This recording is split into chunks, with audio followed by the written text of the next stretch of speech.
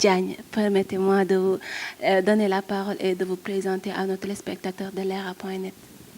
Donc, je m'appelle Issa Diagne et je suis le président du comité de jumelage Sakal Malmort Argentat. Et ce comité est né depuis 2002, mais les premières visites des partenaires, c'était en 1998 à Sakal.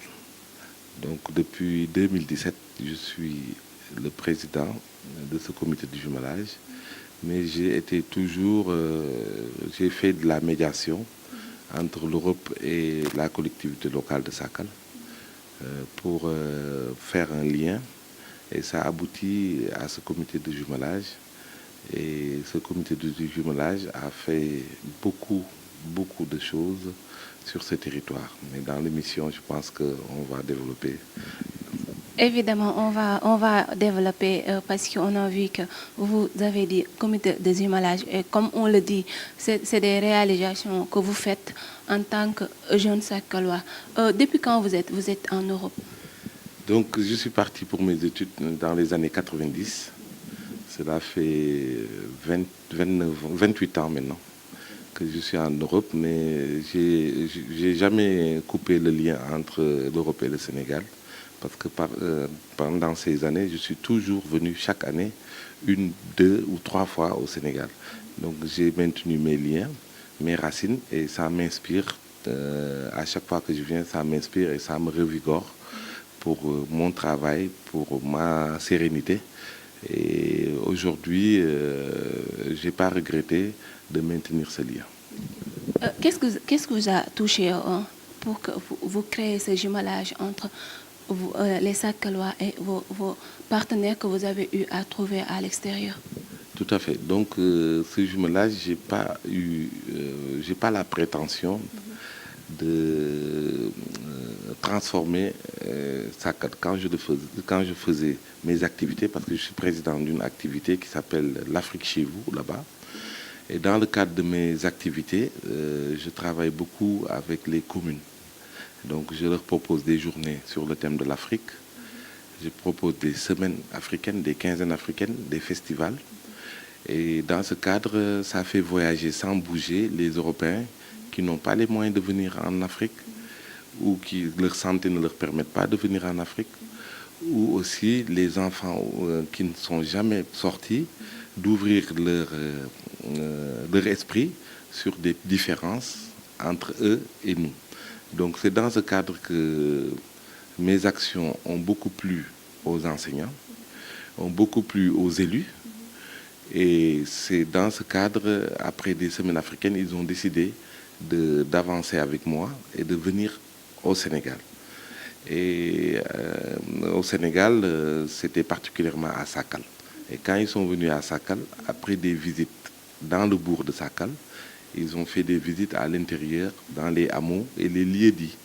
Et à chaque fois qu'on était avec le président de la communauté rurale de Sakal, qui était Ngagnang, et le député Birahim Diagne, la sollicitation des populations tournait autour des problèmes de l'eau. Leur premier problème, c'était l'eau. Le deuxième problème, c'était l'eau. Le troisième problème, c'était l'eau. Il n'y avait pas d'adduction d'eau, il n'y avait pas de robinet. Et comme vous le savez, sans eau, on ne peut rien faire. L'eau est indispensable à la vie.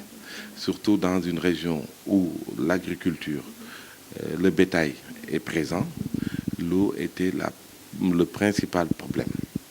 Et ensuite, l'allègement des travaux des femmes. Parce qu'à l'époque, il n'y avait pas de moulin. Les femmes transformaient le mil en farine. Et comme vous le savez, le pilon et le mortier, ça demande beaucoup de temps, beaucoup d'efforts physiques. Et ça empêchait aux femmes de faire des formations, de faire de la lecture, d'autres activités qu'elles pouvaient faire par ailleurs. Et donc le problème des femmes, c'était l'allègement des travaux. Et quand on est revenu en France, ils ont été sensibilisés. Au niveau de leur commune, c'était la première commune, c'était Argentat. Ils ont décidé de créer un comité, parce qu'avec un comité, 2 villes jumelées, que ce soit une ville française et une ville africaine, particulièrement sénégalaise, ils peuvent avoir des fonds au niveau du conseil régional et d'autres fonds au niveau de l'association, l'Agence française de développement. Et c'est comme ça que le dossier est monté.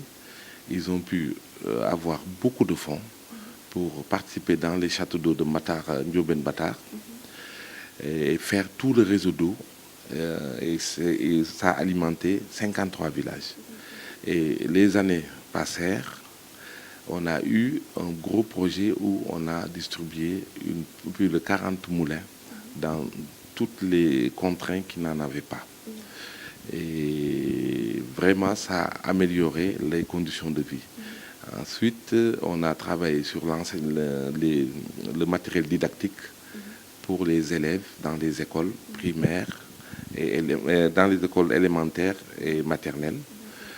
Et on a fait aussi de l'assainissement dans des secteurs où le problème d'assainissement était bien présent. Nous avons contribué aussi avec le centre social qui est à Sakal, qui a été financé par une association cueillie par notre frère Papsis à Terrassa, Saumur Humil. Et nous avons eu un financement pour le crédit, pour des formations. Et ensuite, les fonds qui restaient, ils ont fait un microcrédit qui marche merveilleusement bien sous la présidence de Coumba Sow. Et surtout, toujours les réalisations, nous avons fait des dons au niveau de la santé. On a distribué 5000 moustiquaires imprégnés. Et toujours dans le domaine de la santé, nous avons Thierry et Jacqueline, deux Français qui amènent du matériel médical. Et nous avons eu aussi des apports au niveau des médicaments pour la santé. Parce qu'on pensait que là, c'est la santé, l'eau, l'éducation et l'agriculture. Les quatre réunis peuvent améliorer les conditions de vie de nos populations. Comme vous venez de le dire, avec l'eau, c'est toujours difficile parce qu'il y a des recoins de notre pays qu'on n'arrive même pas à avoir de l'eau de pluie, à plus forte cause l'eau de robinet. Et on a entendu dire qu'avec votre coopérative, vous avez eu à amener de l'eau dans des villages qui ne s'attendaient même pas à avoir l'eau du puits. Du robinet. Qu'est-ce que vous en dites après cet effort-là fourni? Est-ce que vous avez eu l'aide de l'État ou d'une personne de bonne volonté dans le pays? Donc, ça nous réjouit parce que l'eau est arrivée par des moyens qu'on a cooptés par le comité de jumelage et qu'on a tout réinvesti dans les villages qui n'en avaient pas.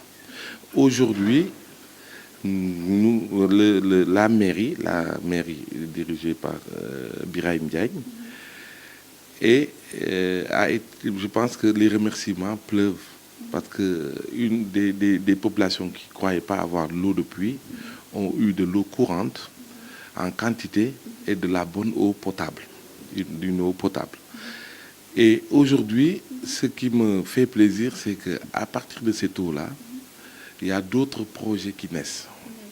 Le maraîchage. Aujourd'hui, c'est notre, comment dirais-je, c'est nos projets d'avenir. C'est comme il y a de l'eau, il faut créer une économie autour de l'eau. L'eau est propre, l'eau est abondante et les jeunes s'organisent à revenir dans la localité de Sakal ou à y rester pour ne pas aller faire une exode rurale ou une immigration risquée. Dans la mesure où l'immigration, maintenant, c'est à pied, on traverse les déserts, ils deviennent esclaves, ils traversent la Méditerranée. Beaucoup de morts, beaucoup de disparus, une catastrophe pour notre population. Donc si on peut, avec cette eau-là, créer une coopérative des jeunes maraîchers ou des maraîchers de la commune de Sakal, où on pourra déposer des dossiers que je pense qui pourront aboutir. Et les fonds que nous allons recevoir seront intégralement investis pour les aider à avoir un périmètre, à avoir l'équipement nécessaire pour qu'ils puissent faire du maraîchage, faire la commercialisation et pourquoi pas la transformation.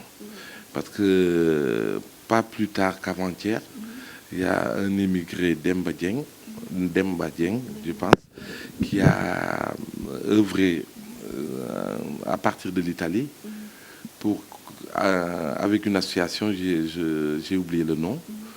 Et aujourd'hui, à Niar Dakar, il y a l'usine des femmes, qui est un moulin à 1000, des machines pour transformer et commercialiser. C'est quelque chose d'extraordinaire. Et j'appelle à toutes les personnes qui peuvent œuvrer dans ce sens de nous rejoindre et qu'on puisse avoir la même information au même moment et organiser tout ça pour l'intérêt des populations de Sakal. Pour l'intérêt des populations de Sakal, les femmes ne seront pas en reste parce qu'on a vu que, comme vous les avez offert des machines à moulin, est-ce qu'elles ont eu la formation de transformer les céréales et de les mettre dans des sachets pour pouvoir, aujourd'hui, comme on le fait, les garder et les revendre après, parce que ça leur permettra d'avoir leur propre caisse et d'être indépendantes. Est-ce qu'elles ont eu la chance d'être formées par rapport à cela? Il y a eu beaucoup de formations, je ne me souviens pas de toutes les formations, au niveau du centre social. Et la formation dont je me rappelle, c'était la couture, la fabrication de savon, les sirops, mettre des sirops de bissap, etc., et des jus. Et ces femmes ont participé à des foires, en l'occurrence à Louga, et elles avaient une petite boutique dans le centre social. Donc, et aujourd'hui, ils ont le microcrédit, elles ont le microcrédit du moins, qui leur permettent de s'organiser, à faire des activités commerciales et à rendre compte chaque 3 mois. Et je pense que ça tourne bien. Mais l'intérêt, c'était de l'autonomie des femmes, que les femmes soient autonomes sur le plan des activités économiques. Et je pense que les formations ont bien contribué à ce qui se passe aujourd'hui. Formation des femmes, on ne va pas laisser les enfants en rate parce qu'on a vu les difficultés que rencontrait le lycée.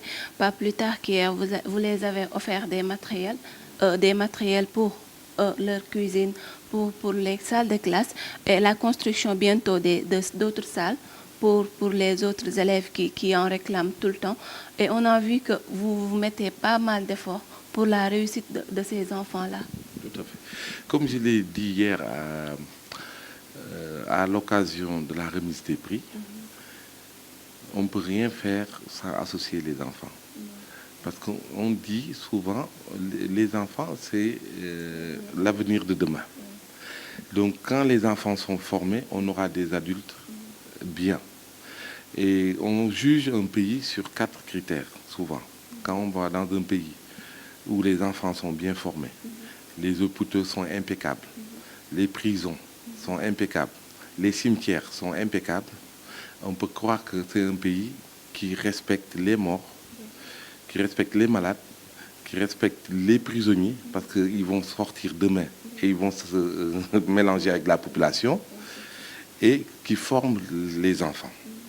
Donc les enfants, je pense qu'on doit mettre tous les efforts pour que nos enfants soient bien nourris, bien soignés et bien éduqués. Raison pour laquelle on n'a pas tout, on ne peut pas tout faire, mais sur ce qu'on peut faire, les enfants ont une partie principale sur l'activité, parce qu'on prévoit l'avenir de demain de notre localité. Et raison pour laquelle le lycée s'appelle René Telade, c'est souvent curieux qu'à Sakal, le lycée porte le nom d'un Français. Mais René Telade, ce n'est pas quelqu'un qui est étranger à Sakal, dans la mesure où c'est le premier maire qui a signé la coopération décentralisée, qui a été enseignant dans sa vie de professeur de mathématiques, qui a été principal de collège, qui a été syndicaliste et qui a fini ministre des Affaires sociales en France. et qui nous a beaucoup aidé sur l'ensemble des activités que nous avons, l'ensemble des opérations que nous avons fait à Sakal. Et ce lycée de René Telad, lors de notre visite, le proviseur nous avait demandé, M. Ba, Idriss Ba, nous avait demandé pour encourager les élèves, il serait bien de faire une remise des prix, faire des lauréats aux meilleurs élèves. Donc, chaque élève de la 6e en terminale, les 3 meilleurs élèves sont primés. Donc, et tous les bacheliers ont obtenu un diplôme. Idée qui nous a été, c'est le nouveau proviseur, M. Massoud Fall, qui nous a suggéré de remettre, pour qu'il y ait quelque chose de nouveau, de remettre un diplôme à tous les bacheliers du lycée de Sakal. C'est une manifestation qui a commencé depuis 2014, c'est la 3e année, donc 2015, et qui a un franc succès parce que ça encourage les enfants d'être performants dans leur travail. Et surtout, et enfin, ce que j'ai remarqué, c'est que les femmes, les filles, n'étaient pas en rade. D'autant plus qu'elles étaient parmi les meilleures sur le plan du nombre et de la diversité des matières. Vraiment, les filles ont obtenu une couronne d'or hier parce que dans toutes les classes, les filles étaient parmi les premières. Et ça rassure. Et je pense que comme on parle de parité, je pense que bientôt la parité sera faite au sens contraire parce que les filles seront tellement devant que les garçons vont faire voter une loi. On l'espère bien. Parce que là, vraiment, c'était extraordinaire.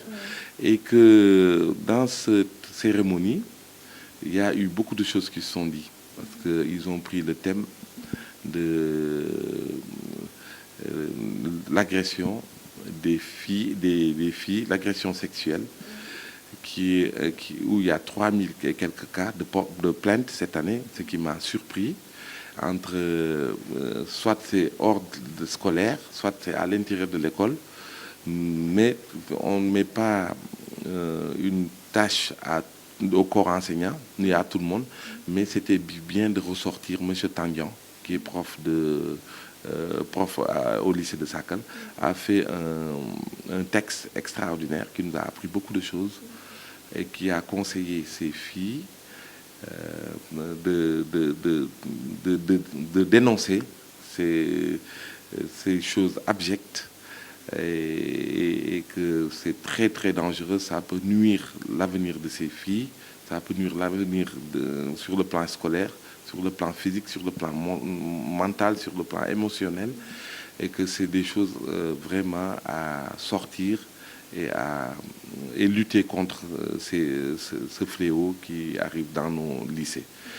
Donc, et au niveau de l'inspection académique aussi, ils nous ont donné une bonne nouvelle parce que le lycée est doté de 4 nouvelles classes, ce qui complète, parce que nous, cette année, c'est une nouvelle qu'on leur a amenée aussi, que nous allons construire 4 classes, une cuisine, un réfectoire.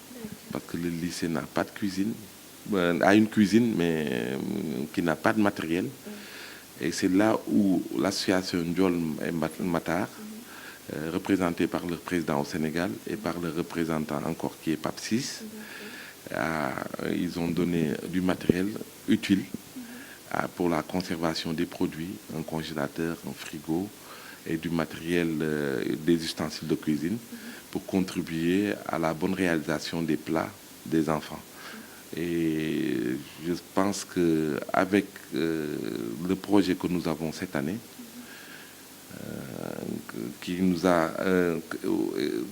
le projet que nous avons cette année complétera et mettra à l'aise les enfants sur le plan scolaire parce qu'il y aura 4 nouvelles classes, il y aura une cuisine et un réfectoire, quelque chose qui va améliorer vraiment la qualité des études au niveau de Sakal. Parfois, on voit les enfants réclamer une salle informatique. Est-ce que vous prenez compte leurs réclamations et leurs besoins souvent? Le projet ne se limite pas à ça. J'ai juste annoncé les 4 classes, le réfectoire et la cuisine. Mais le projet, c'est sur plusieurs années. Parce qu'on constate qu'il n'y a pas de bloc scientifique SVT, il n'y a pas de bloc PC, physique-chimie, il n'y a pas de bibliothèque, il n'y a pas de salle informatique, il n'y a pas d'équipement sportif. Donc on commence petit avec les 4 classes, ce que nous venons de citer, mais le but c'est que ce lycée soit doté de tout ça. Je ne peux pas donner un échéancier, mais notre objectif c'est après les classes, après cette réalisation, nous entamons une classe de sciences physiques, SVT, une bibliothèque, une salle informatique équipée et un matériel sportif. Donc pour que le lycée, et pourquoi pas un auditorium, pourquoi pas une salle de spectacle, etc., etc. Donc on a beaucoup envie que le lycée soit un lycée moderne, avec nos moyens, parce que l'État n'a pas encore peut-être les moyens ou l'orientation pour nous faire un lycée moderne, mais que le comité, les ressortissants de Sakal, la mairie et toutes les bonnes volontés de près ou de loin puissent contribuer pour que notre lycée soit parmi les meilleurs lycées du Sénégal. Et aujourd'hui, le lycée est parmi les meilleurs du Sénégal parce que si on voit le pourcentage de réussite, malgré tous les problèmes, on est à 62,5% de réussite, alors que la moyenne nationale tourne autour de 35%. Donc, Diarama, les élèves du lycée de Sakal et les professeurs, l'encadrement, parce qu'ils mettent tous les moyens pour que ces enfants-là réussissent. On remercie tous les parents aussi qui accompagnent leurs enfants. On remercie toute l'administration, les surveillants, la cuisinière qui fait bénévolement cette cuisine. Et parce que tout ce qu'on investit dans nos enfants sera récolté par ailleurs. Voilà, tout ce qu'on investit sera récolté par ailleurs, mais c'est toujours un plaisir de pouvoir être avec eux, de pouvoir les soutenir.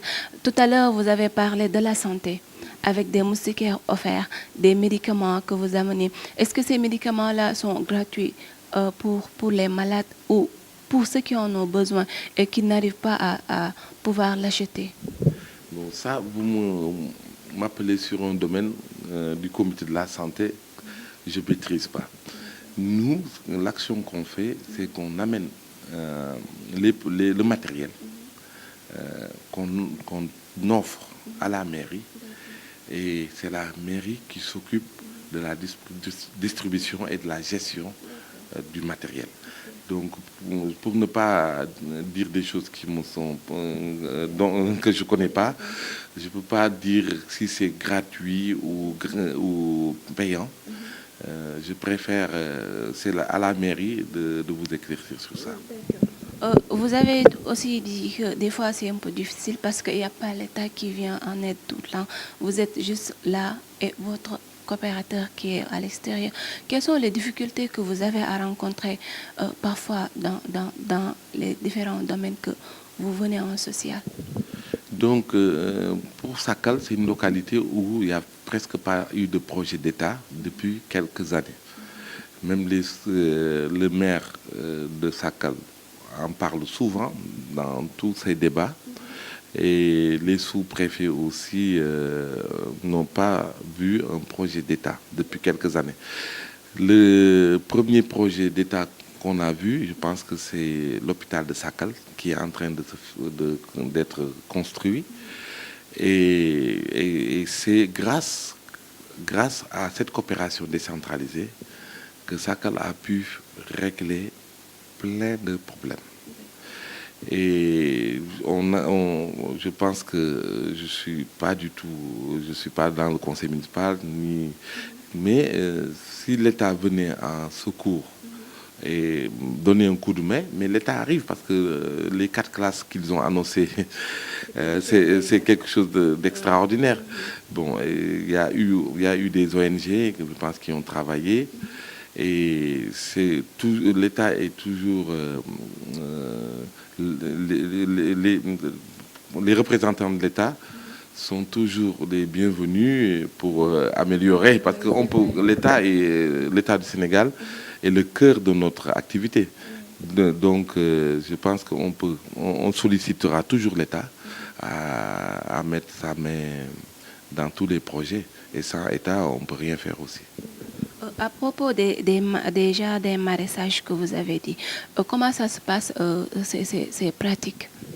Donc, nous, au niveau du maraîchage, comme on avait l'eau, on a fait une tournée dans le secteur. Donc, il y a des jeunes vaillants qui ont fait un travail extraordinaire avec des outils rudimentaires. Ce qu'on a vu, c'est qu'on a vu des jeunes ou des moins jeunes qui ont des ânes pour aller chercher de l'eau, qui veulent des tuyaux d'irrigation ou des pompes pour leur faciliter l'eau. On a vu des gens qui ont des tuyaux d'irrigation, des pompes, mais le carburant coûte cher. Ils veulent remplacer en mettant du solaire. On a vu des jeunes qui ont des périmètres, mais qui ont un problème de clôture. Parce qu'il y a des parasites, parce qu'il y a des rats, parce qu'il y a des singes, etc., qui saccagent leur périmètre. Et on a vu aussi des jeunes qui ont réussi, parce qu'ils ont commencé tout petits, et qui ont maintenant la pompe solaire, et qui font des récoltes extraordinaires. J'ai vu des champs de pommes de terre, j'ai vu des champs d'oignons, et de haute qualité. Et je me suis dit, et il y a beaucoup de jeunes qui sont sur la touche, qui n'ont pas les moyens de démarrer. Donc si on arrive à coopter avec les projets que nous allons monter, des fonds, nous allons essayer de créer une coopérative des maraîchers de Sakal. Et cette coopérative pourra insérer les jeunes dans le cadre du maraîchage, en leur aidant à puiser un puits, en mettant les pompes, en mettant des tuyaux, en donnant des semences, en donnant des engrais, etc. Et en les formant d'abord.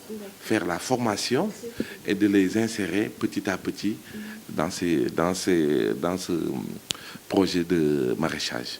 Et comme ça, ils pourront récolter, s'organiser. Bon, quand ils récoltent, il y a un pourcentage qu'ils remettent à la coopérative pour que la coopérative puisse vivre et qu'eux aussi, ils font leurs activités à un moindre coût et qu'ils soient formés avant d'y aller et qu'ils soient accompagnés. Et après, il y aura la commercialisation, la transformation, etc. Donc, c'est ce qu'on avait vu. Bon, sur le plan de l'élevage aussi, on pourrait former aussi les personnes qui ont une manière de faire de l'élevage traditionnel à d'autres types d'élevage qui pourraient être plus petits, mais plus intenses.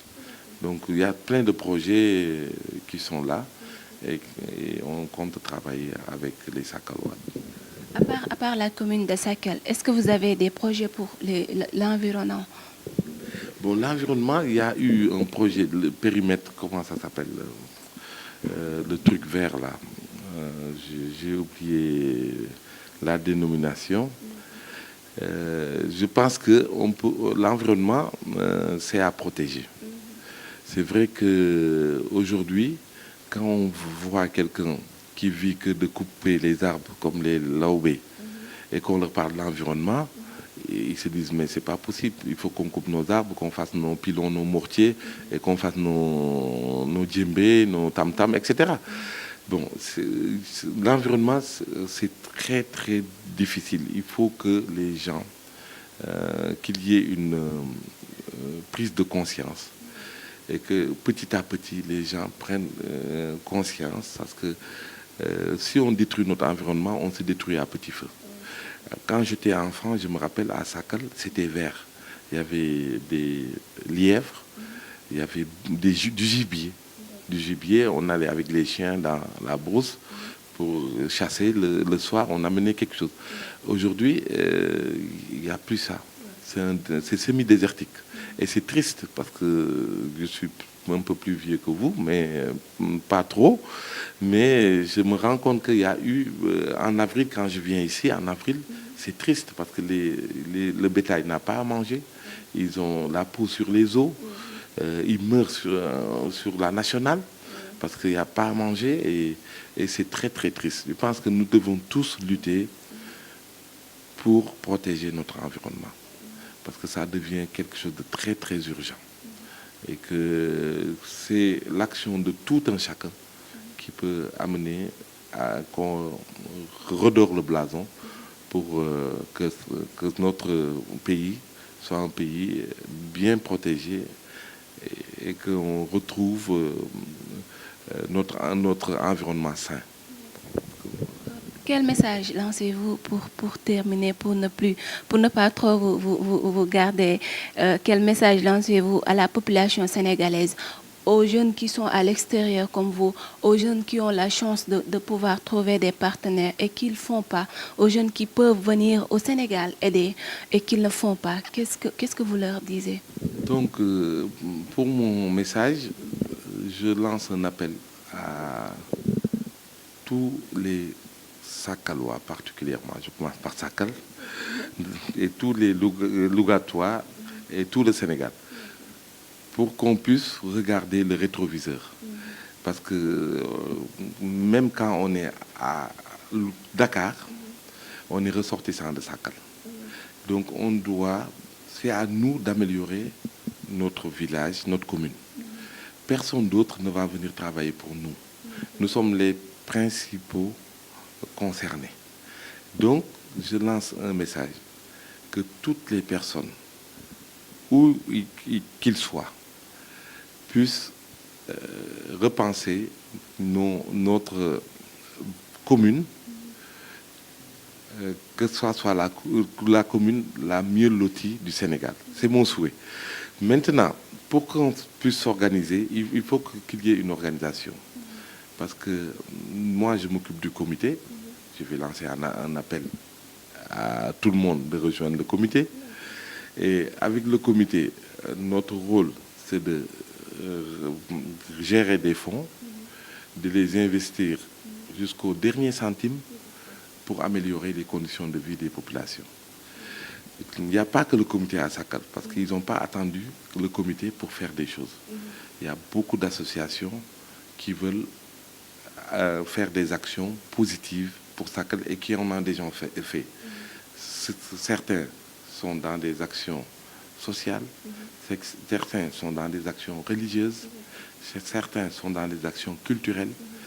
Et toutes les personnes qui bougent dans ces actions, nous pouvons créer un cadre de concertation pour nous réunir et soutenir ceux qui font aujourd'hui le football, demain ceux qui font des actions pour la mosquée de Sakal, après-demain ceux qui feront pour le bétail, d'autres qui feront pour l'école, et qu'on oriente toutes nos actions pour le développement humain. Parce que pour moi, le développement, ce n'est pas les routes, ce n'est pas des immeubles. Avant que les routes, les immeubles, les avions, les aéroports, etc., il faut que l'homme, nous-mêmes, nous puissions manger à notre faim, nous soigner, aller à l'école et surtout s'instruire jusqu'à aller, je veux dire, aller à l'école, mais surtout, il faudrait que l'homme soit serein, avant tout. Donc, si on arrive à contribuer, que nos enfants soient sereins, les adultes soient sereins dans leur cadre de vie, dans leur manière de vivre, les personnes âgées soient bien soignées, bien accompagnées, on a déjà un développement humain. Et quand un ventre est plein, on peut réfléchir. Mais quand on est malade et que le ventre n'est pas plein, la réflexion sera très tardive dans ce domaine. Donc j'appelle à tous les Sakalois de revenir à Sakal, d'investir, de donner leurs idées, de contribuer à toutes les actions que les associations qui œuvrent pour le développement de Sakal, que ça soit un succès pour tout le monde. Quels sont les remerciements, des remerciements que vous faites à vos partenaires, à l'ensemble des parents qui sont à Sakal, qui se donnent aussi corps et âme pour la réussite de leurs enfants parce qu'ils ne restent jamais derrière, ils sont toujours devant, ils accompagnent les enfants, ils accompagnent leur mari, ils accompagnent tout le monde pour que demain soit un demain meilleur. Donc je commence les remerciements par nos amis, parce que les fonds ne tombent pas du ciel. Je les vois collecter des fonds, mais je vous assure qu'ils ne dorment pas pour avoir des fonds. Ils organisent des actions pendant les vacances de Noël. Ils organisent des repas pour récolter des fonds en France, hein, je veux dire. Ils font des marches. Ils vendent du bissap, du café. Ils font des repas. Ils font beaucoup d'actions pour Sakal. J'aimerais que les Sakalois puissent savoir que ces fonds qui arrivent ne tombent pas du ciel. C'est un travail, je dirais même laborieux, pour que ces fonds arrivent. Et que ces gens-là sont à 6000 km. Ils ne connaissent pas ni d'Adam ni d'Ève, les Sakalois. Mais des gens qui sont mobilisés comme si Sakal était leurs jumeaux. Ils se sentent comme des jumeaux de Sakal. Ce que Sakal souffre, ils le sentent en France. Et c'est pour cela qu'ils font, hormis ces actions qu'ils font, ils font beaucoup de dossiers, ils défendent, ils font des réunions, nuit et jour, ils voyagent pour que ceux qui donnent les fonds puissent avoir confiance à eux et que ces fonds puissent venir à Sakal. Donc je remercie les habitants de Malmort, d'Argentat. Dans leur budget, ils prélèvent 1 euro par habitant. 1 euro par habitant qui est destiné au comité de jumelage chaque année, en plus de ce qu'ils font. Et les habitants d'Argentat, de Malmort, la commune d'Argentat et de Malmort, les maires et toutes les personnes qui ont œuvré en bénévole, en sympathisant de notre cause, je les remercie de tout mon cœur au nom de tous les habitants de Sakal. Et aussi, je remercie aussi la commune de Sakal, parce que quand j'ai fait le lien entre ces gens-là, j'ai jamais eu honte. Parce que tout ce qu'on a envoyé ici, ils ont géré et ils ont réalisé tous les projets qui ont été décidés. Et je veux pas citer tout le monde, mais je commence par le maire de Sakal et par la cheville ouvrière qui est Omar Sarr, qui a monté beaucoup de dossiers, qui est connu, qui est un directeur d'école, qui a beaucoup d'expérience, et tous les Sakalois qui ont contribué aussi à ces réalisations, en donnant leurs moyens physiques, parce qu'ils ont creusé, d'autres ils ont porté des tuyaux, d'autres ont amené, comment dirais-je, du sable, etc., pour que ces réalisations soient concrètes aujourd'hui. Et je remercie aussi l'Eral.net. Je vous remercie beaucoup parce qu'il n'y a que le journalisme qui est le fond de l'action politique, bien que j'en fais pas, parce que le comité est apolitique et que votre travail est un travail noble et que l'Eral.com, moi je le suis en France parce que j'ai une application de l'Eral.net, je veux dire. Et j'ai vu aussi beaucoup de reportages que vous avez fait par ailleurs, destinés à d'autres actions. Et que je remercie et que je prie pour vous que la télé soit une télé les plus vues et que vos téléspectateurs soient fiers de vous aussi, parce que vous faites un travail honorable. On fait un travail honorable, c'est ça notre devise, notre objectif, c'est de pouvoir éclaircir tout au Sénégal. On a besoin toujours des hommes comme lui, des hommes qui sont là pour leur commune, pour leur village, pour leur région, pour le Sénégal. Revenez-nous, parce qu'on a besoin de vous. Merci à M. Diagne Issa. Merci à Babacar qui était à la caméra. Et merci à Abdou Diop plutôt. À très bientôt, à mes téléspectateurs Leral. C'est le web qui compte. À très bientôt, Inch'Allah.